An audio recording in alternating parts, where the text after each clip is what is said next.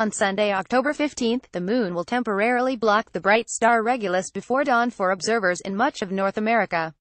Credit Starry Night software. Sunday morning, October 15th should get a big circle on your celestial calendar if you live nearly anywhere in the contiguous United States or Southeast Canada. During the pre-dawn hours, a waning crescent moon will temporarily hide the star Regulus in what's known as an occultation. It's the last good view of this event for North America until 2026. The 1.4 magnitude star Regulus is known as the Heart of the Lion in Leo.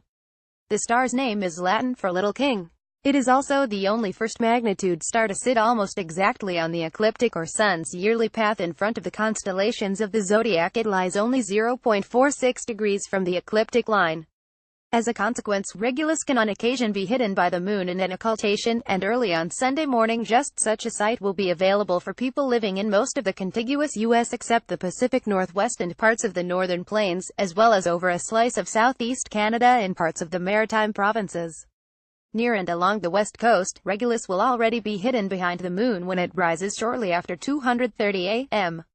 PDT. The brightest stars in the night sky. The northern limit of the visibility zone of the occultation begins over central Oregon and then tracks to the northeast through the middle of Idaho.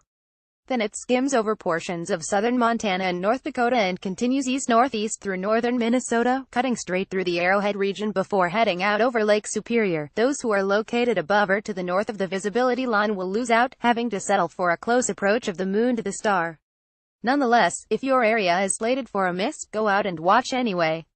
It's breathtaking to watch a bright star flying so near to the moon. A Google map depicting the Gray's path, courtesy of IOTA, International Occultation Timing Association, can be found here. Upon close inspection of that Google map, you will see that the grazing occultation path is composed of 3 horizontal lines. The green line is the predicted limit if the moon were a perfect sphere. The upper and lower lines encompass the zone where the star will probably disappear and reappear more than once as it passes behind lunar hills and valleys. A spectacular grazing occultation. The path location is uncertain by probably less than a mile, since Regulus is so close to the ecliptic. Detailed observations of its grazes have special value for improving knowledge of that part of the lunar profile needed for analysis of solar eclipse observations. The center of the Gray's path passes very near to Billings, Montana, and Bismarck, North Dakota. The Gray's prediction is by Brad Timerson. Occultations of Regulus happen in cycles of roughly 9 years, and each cycle lasts about 18 months. The current cycle began last year on December 18th and will come to an end on April 24, 2018. So each month, the moon will cross paths with Regulus, hiding it from view for various parts of the world, and on Sunday, it will be our turn. And it's the last good view for North America until 2026. In some places, this event will be extraordinarily beautiful, but the quality of the view depends critically on where you are. The luckiest viewers are the ones in the zone from the south-central states to the Great Lakes. If you're there, you will see the Earth-lit moon cover and uncover Regulus in a dark sky well above the horizon. As the moon moves east against the background stars, the bright side of the slender waning crescent will first pass in front of Regulus, so lunar glare will prevent this from being a naked-eye event. But in a telescope, it should be spectacular. As the occultation approaches, it will be interesting to compare the surface brightness of the star to that of the moon. Normally, the lunar landscape seems overwhelmingly brilliant, but compared to the star, it's a dull yellow. The better the seeing, the smaller the star will appear and the more intense this effect will be. Regulus looks like a blazing blue diamond hovering above the daylit desert of the moon. Whether it can be seen at all, this is definitely a show worth setting your alarm clock for. The star will then reappear up to 70 minutes later, depending on your location, from behind the dark part of the moon, which likely will be dimly illuminated by earthshine. Of all the things that happen on the celestial sphere, an occultation is one of the most dramatic and perhaps the most abrupt. If the Regulus reappearance is predicted to occur at least a few degrees above the eastern horizon in early twilight or darkness at your site, you'll need no equipment at all. Just keep gazing steadily, so you won't miss the instant the star dramatically pops back into view. For those who are situated in the eastern U.S. and southeast Canada, the reappearance of Regulus will take place during morning twilight. The closer you are to the Atlantic seaboard, the closer the reappearance will come to sunrise. Hence, the brighter the sky, the disappearance and reappearance will be best viewed in binoculars or a small telescope. They may be essential if the moon and star are very near the horizon and dimmed by a low-lying layer of haze.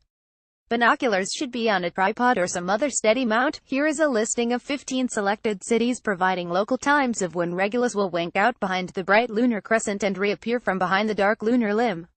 Local circumstances for the OCCULATION of Regulus. Sunday, October 15, 2017. Location disappears, reappears San Francisco before moonrise 3:11 a.m. Los Angeles, California, before moonrise 3:12 a.m. Tucson, Arizona, before moonrise 3:14 a.m. Denver, Colorado, 3:31 a.m. 4:15 a.m. Austin, Texas, 4:18 a.m. 5:19 a.m. New Orleans, Louisiana, 4:20 a.m. 5:25 a.m. Kansas City, Mo. 4:29 a.m. 5:22 a.m. Chicago, Illinois, 4:37 a.m. 5:27 a.m. Atlanta, Georgia, 5:25 a.m. 6:33 a.m. Miami, Florida, 5:25 a.m. 6:33 a.m. Washington, D.C., 5:37 a.m. 6:41 a.m. New York, 5:44 a.m. 6:43 a.m. Toronto, Ontario, 5:47 a.m. 6:32 a.m. Boston, 5:50 a.m. 6:44 a.m. Montreal, Quebec, 5:57 a.m. 6:37 a.m. Denotes morning twilight has begun. You can also visit this website to find out the occultation times for many hundreds of localities in Universal Time UT. Remember to convert Universal Time to your local time. Eastern Daylight Time UT -4 hours, Central Daylight Time UT -5 hours, Mountain Daylight Time UT -6 hours, Pacific Daylight Time UT -7 hours. Despite the very early hour, you might want to consider inviting members of your family or even your neighbors to join you in watching this interesting demonstration of the machinery of the solar system.